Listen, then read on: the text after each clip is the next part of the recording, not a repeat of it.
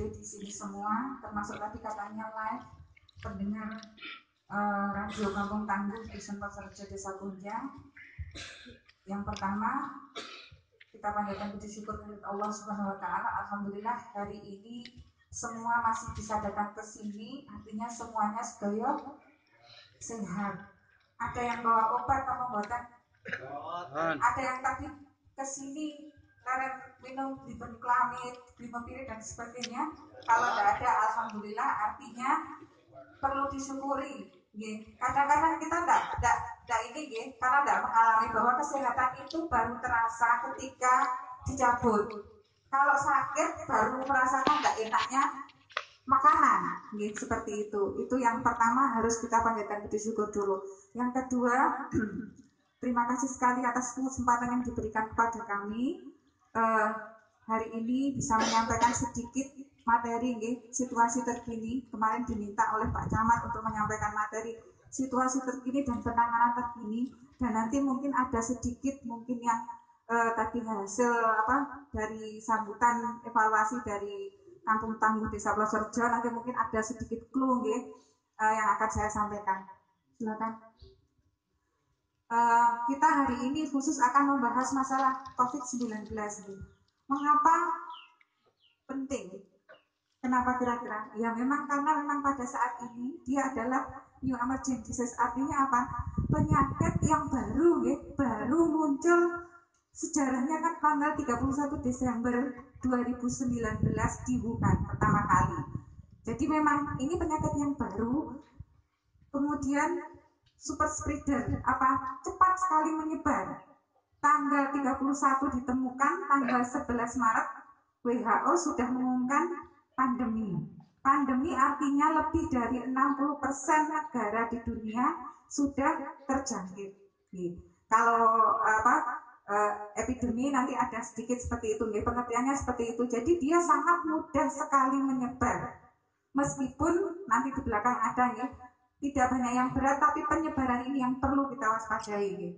Kemudian ada di sekitar kita Saya rasa hampir semua pernah ngurusi COVID di desa ini Dari pertama dulu yang heboh sekali pertama itu di Klepek Klepek dulu Pak, yang waktu ada banyak ketika saya sampai malam ke sana itu Klepek, kemudian Dungus juga yang pertama, kemudian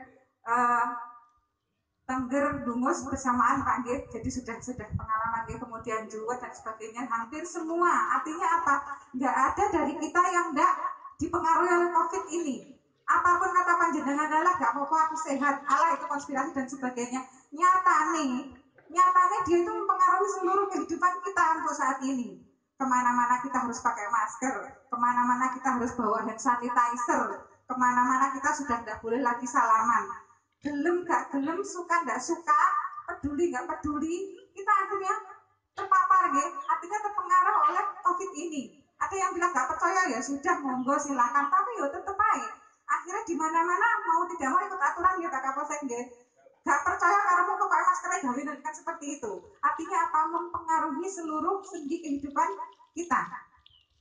Selanjutnya Mbak.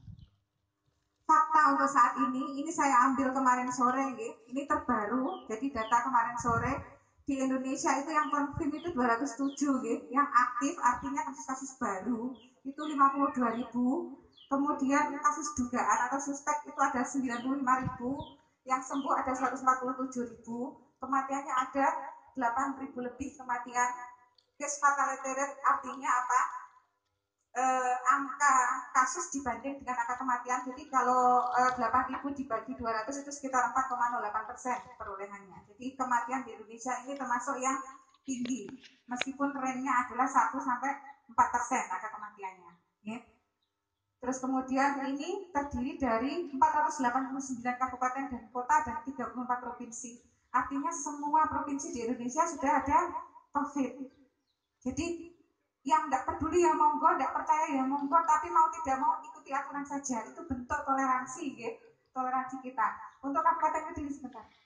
Kabupaten Kediri sendiri kemarin, data kemarin 630 yang sudah positif. Kemudian yang dirawat sekarang 52 dan ini memenuhi sekitar 71% ruang isolasi di rumah sakit Kabupaten Kediri. Artinya kalau ini dibiarkan terus, nggak ngatasi Pak rumah sakitnya. Halah nggak apa-apa, nggak parah. Masalahnya 15% dari kasus itu akan perlu rumah sakit. Sama kayak PSBB di Jakarta sekarang ini diterapkan, kenapa? Nanti minggu depan, andaikan tidak di PSBB, mau dirawat kemana pasien itu? Seperti itu. Jadi meskipun kita sehat, jangan sampai kita menularkan orang-orang yang rentan, karena yang rentan nanti perlu perawatan rumah sakit. Dan akhirnya kabeh sekarang kok di COVID nih. Kenapa kok sampai seperti itu? Padahal sakit stroke, ya karena tertular dari kita sendiri, dari yang sehat-sehat ini. Sebenarnya beliaunya nggak kemana ya, tertular dari mana? Ketularannya kok di daerah nanti, ya dari jenengan itu.